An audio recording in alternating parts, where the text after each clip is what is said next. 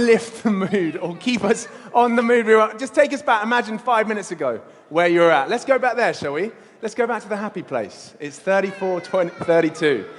What's going to happen the rest of this evening? Well, just to paint a little bit of a picture. In a moment, we are going to sing a couple of favourite rugby hymns, Swing Low, Sweet Chariot. The organ's going to be blasting it out. We'll sing it together. On the back of that, I'm going to share, just speak for 10 minutes or so. Give me 10 minutes. Just to share a little bit about the Christian faith. On Wednesday evening, we begin what is called the Alpha Course. You might have heard of Alpha before. It's an opportunity to explore the meaning of life, ask those big questions which we all have. And we would love to invite all of you to come along just this Wednesday. Come and try it out once to see what life's all about, to hear a bit about the Christian faith. And this talk tonight is really by means of introduction for that. But before we sing even any of those hymns, we have a professional rugby player in our midst. So I thought it'd be interesting to hear a bit about his story and what it's like to actually play in games a little bit like that. So Chris, come and rescue the situation and lift our spirits. Please give it up for Chris Elder. Oh, Chris, I don't know. I almost want to go home right now. Thank you for not leaving immediately. How are you feeling after that match? Yeah, a little broken by that one, actually. Would have liked to see them go through. Yeah, that would have been strong. So you're a rugby player. Who do you play for? I play for London Welsh. Fantastic. Not Welsh, though. Don't confuse that one. You are an Englishman. Yeah, well, I'm an Englishman, but play for London Welsh, yeah. So just give us a flavour. I mean, we're Rugby World Cup season at the moment. We're seeing these incredible matches with these teams just going head-to-head, and some awesome collisions. I mean, these are big guys, you know, running full pelt. You're a big guy. I mean, what are you coming in at? Height, weight? Give us the stats. About 6'4" and just over 17 stone. Just 17 stones, 108 kilograms, I think you said earlier. Yeah, and what do you run the 100 in? 11-ish seconds. 11-ish, so just a bit slower than me. So don't test that. What, Chris? Collision, like tackling people running at you, someone at your side. What's it like being on the end of a tackle? Some guy that weight or more. I think I once got told that it's meant to be the same as getting hit by a car at 30 miles an hour. 30 miles. Are you in another car? Or are you just on your own? Walking. Yeah, it's big collisions.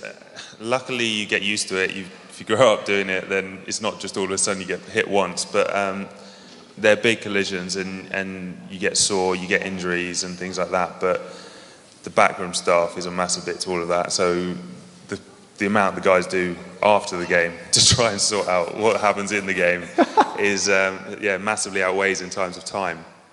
But collisions are not the most exciting bit of the game for most people, although you get some brutes that actually that's the only bit of the game they want to do.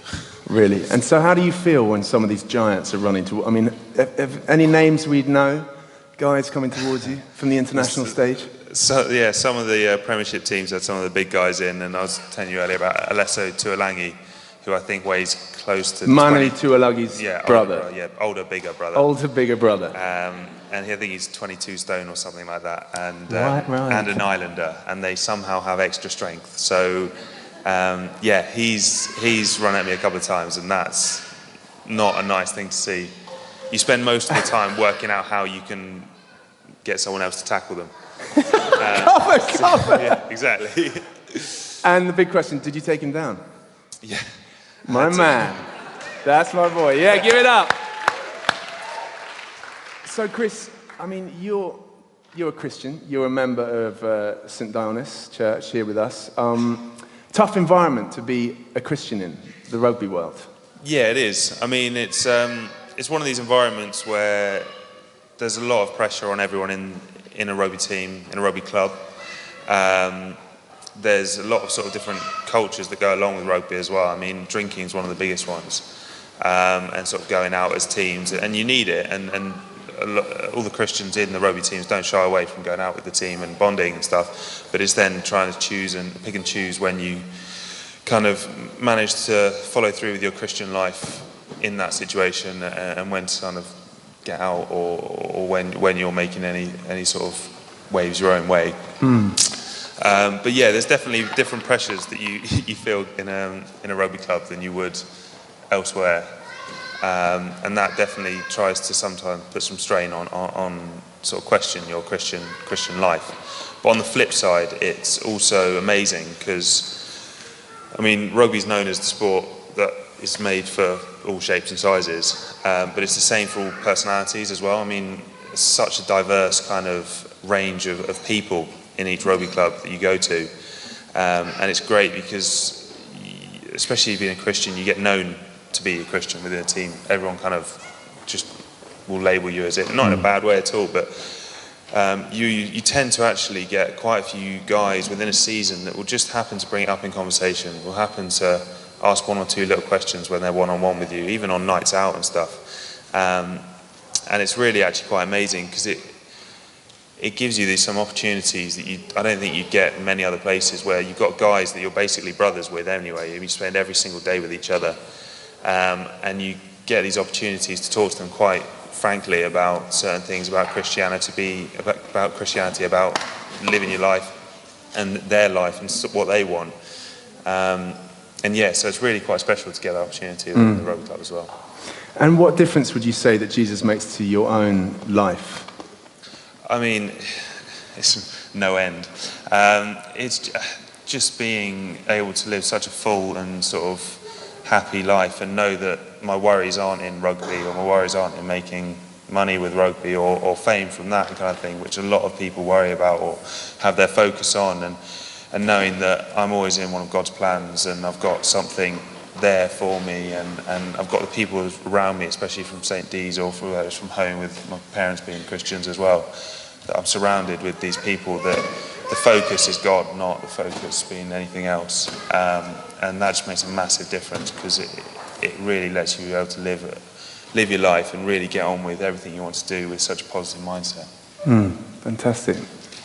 Chris, just for the sake of anyone out there who might be thinking of joining us on Wednesday evening to give Alpha a go and hear a bit more about this, your faith, what Christianity is all about, what would you say to them, anyone thinking about it? I'd say massively go for it. I mean, I've spoken to a couple of the rugby boys that want to do it and things like that, and everyone who's kind of got questions, whether it's kind of already a Christian and just want to cement that or want to delve into it further, or really not sure what on earth you believe, but you can go to Alpha and just ask away, or really delve into these issues and get people like Pat who really know their stuff and can lead you in that way and answer some questions. Not all of them, I'm sure. But yeah, can answer those questions from their point of view. And yeah, really should just go for it. Fantastic. Chris, thanks so much. Would you give it up for Chris Elder?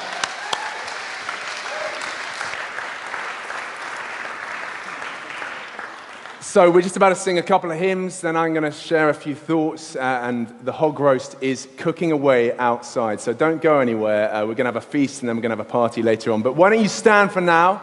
And as we stand, we are going to sing together a couple of classic hymns. The words should come up on the screen.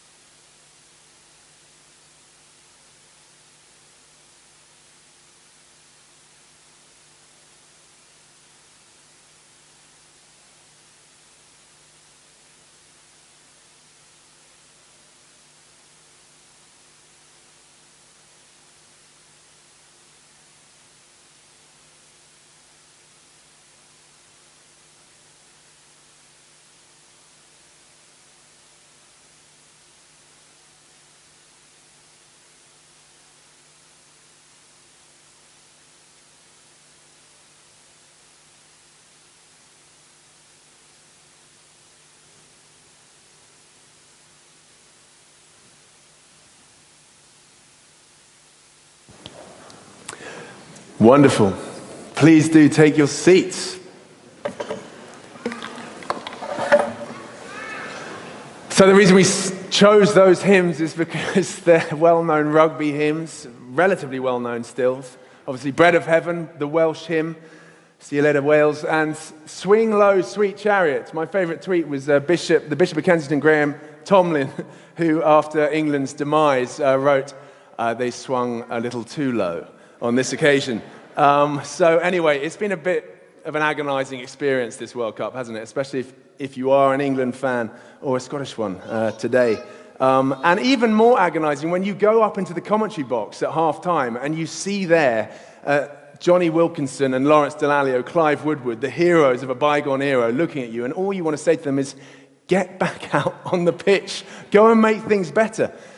But you know what, it's interesting because Johnny, ever since he won the World Cup and went on playing a little longer, but since his retirement, has spoken openly and honestly about how tough that's been for him, retiring, leaving the game behind that he loves, and how hard he's found it to find true satisfaction. It raises the question, doesn't it?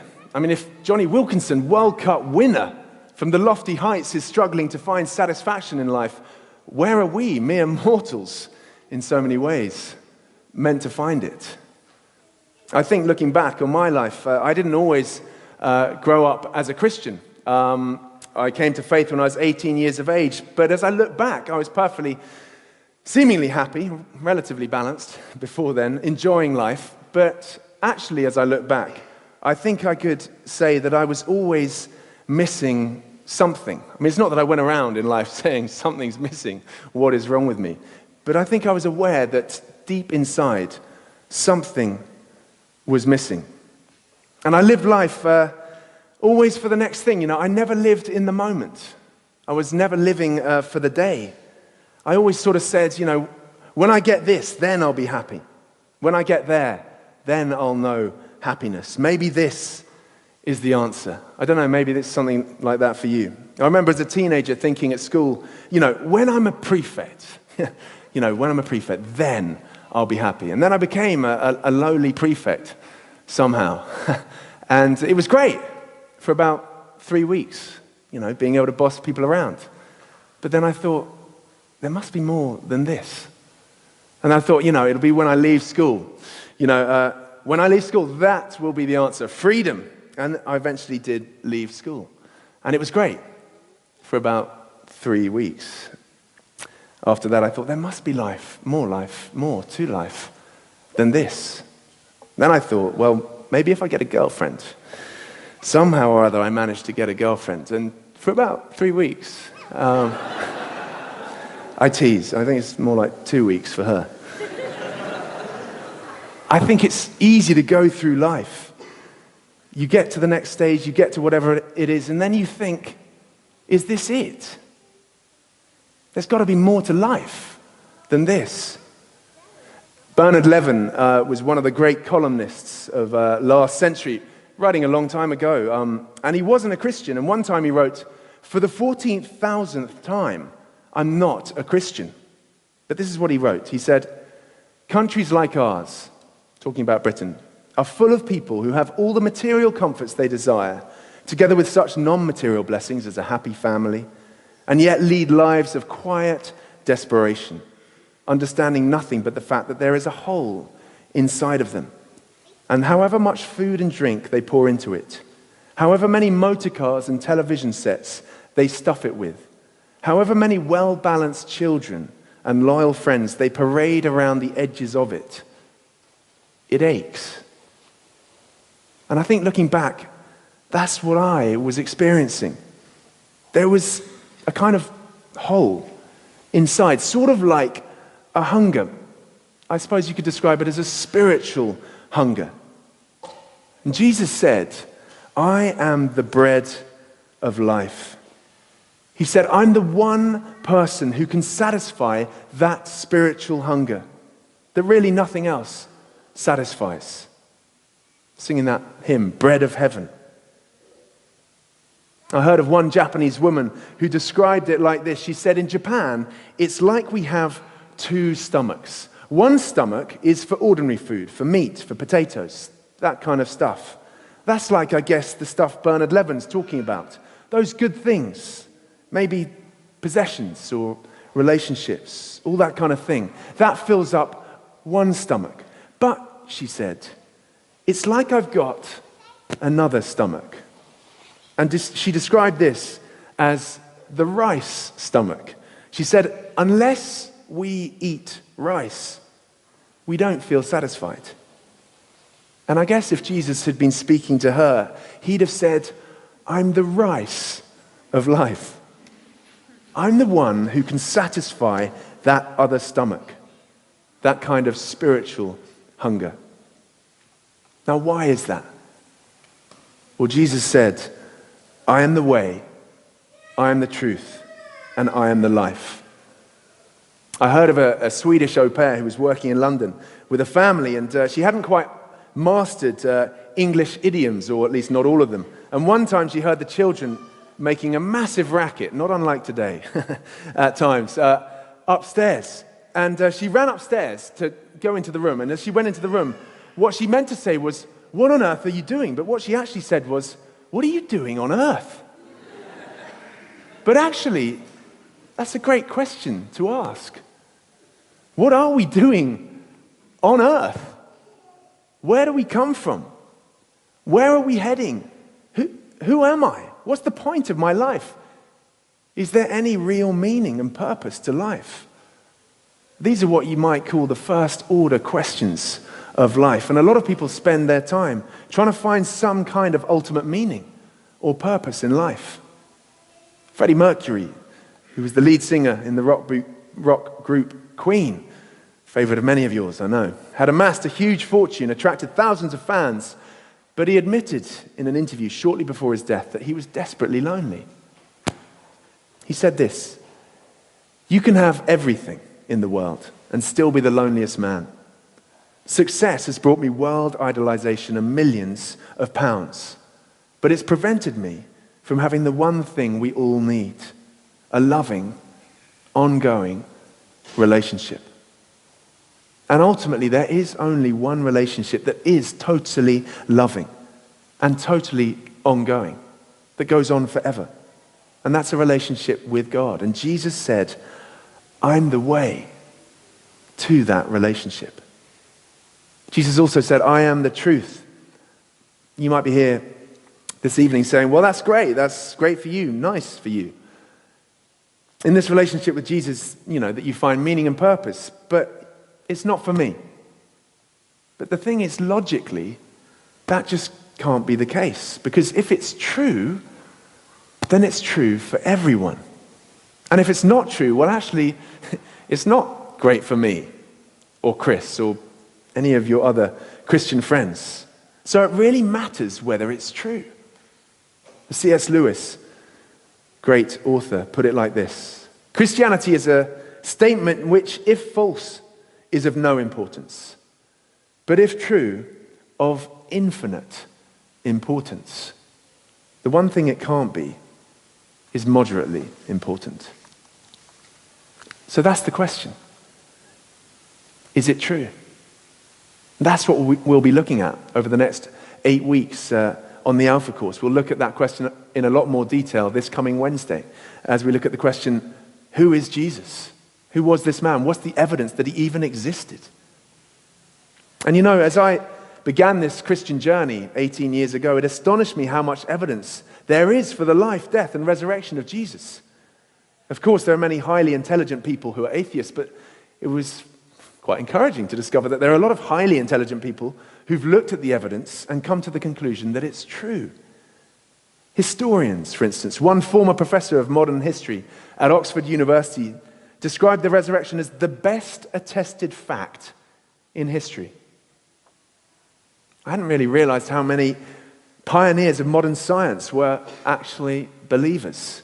Descartes, Newton, Kepler, Galileo, Copernicus, Faraday, Boyle, Mendel, Kelvin, Pasteur, Lister, Maxwell, Simpson.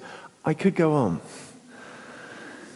Or take one of the great scientists of our time, Francis Collins, who was director of the historic Human Genome Project, one of the most respected genetic biologists in the world. He talks about how he investigated the evidence and was amazed. And he said, on looking at the evidence, he had to come to the conclusion it was true. And going out one day, looking at the beauty of creation, he simply knelt in the dewy grass and gave his life to Jesus Christ. All these people, great minds, looked at the evidence and decided that it was true. Jesus Christ was and is who he said he is, meaning he's alive today, and you and I can know him. Jesus said, I am the truth. And finally, Jesus said, I am the life. You know, so many think Christianity is boring and put it off because they think it's all about rules. I remember being at a drinks party once and getting into a conversation with someone, and came up that I was a Christian, and this girl simply asked me, oh yeah, just remind me, what does that mean you can't do? That's the picture people have, isn't it? It's all about rules, what you can't do. Now, yes, there are some rules, and there are rules in life because God loves us. He doesn't say don't murder because it's so fun to go around killing people. We've just been watching a game of rugby. Rugby isn't quite the same game if there are no touchlines, if there's no referee, if there are no rules. Jesus said, I've come that you may have life and have it in all its fullness. He said he'd come to deal with the stuff that stops us having that, to deal with the bad stuff, the things that spoil our lives, make a mess of things, that stop us enjoying life to the full. He came to deal with guilt. And this is the amazing news, that God loves you, that God loves me. You are loved. It's the most important thing to take away, even if we never see you again and you don't turn up for Alpha on Wednesday night. Just leave tonight knowing this: you are loved. God loves you. And he came in the person of his Son, Jesus, to die on a cross for your sake and mine, to take on himself our guilt, the bad stuff we'd done, to take our place in order that we should be free to enjoy life and enjoy it to the full. And because he rose again and is alive today, it means we can know him. We can have a relationship with him, a relationship that goes on forever. And you know what? In the last 18 years of being a Christian, I've found that really to be true. That you can know Jesus Christ, the love, the joy, the peace that he alone can pour into your hearts to meet that spiritual hunger. I've discovered that Jesus really is the bread of life, the bread of heaven that we sang about earlier. He's the one who gives us meaning and purpose. He's the one who satisfies that hunger. He's the one who brings true satisfaction. So I'd love to invite you to join us on Wednesday. Don't worry, you don't have to come for the whole 8 weeks. Just come this Wednesday, 7:15 p.m. Come and hear a bit more about who Jesus really was, what he did, the claims he made, what we as Christians believe. There'll be dinner served up, a delicious meal is being prepared, almost already. Doors open 7:15 p.m. We have food together, then we hear a talk. I'll be speaking a little bit like this, and then we go back into groups for coffee and discussion about all we've heard. And if you never want to come back again, there's no pressure, but we'd love to have you with us. So thank you so much for listening tonight. If you want to take away one of these cards, they're on the tables or your chair. Just as a reminder, feel free to take it away, pop it in your pocket. We'd love to have you with us. For now, we're going to stand, we're going to sing one final hymn, and after that, we're going to head outside, grab some pork in a bap, bring it back in here, and let the party continue. Does that sound good? Cool. Why don't we stand? And let's sing Amazing Grace together.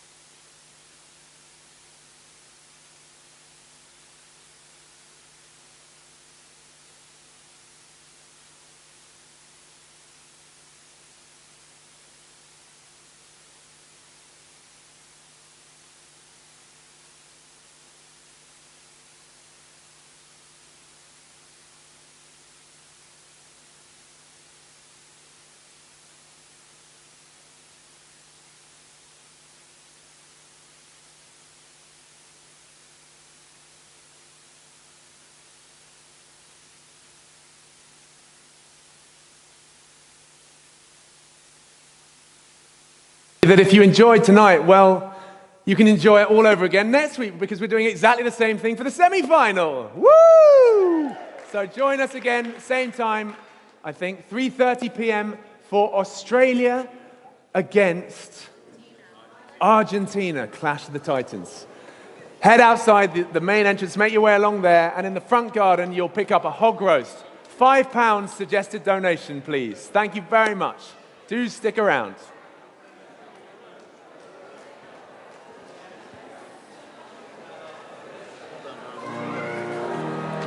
Thank you.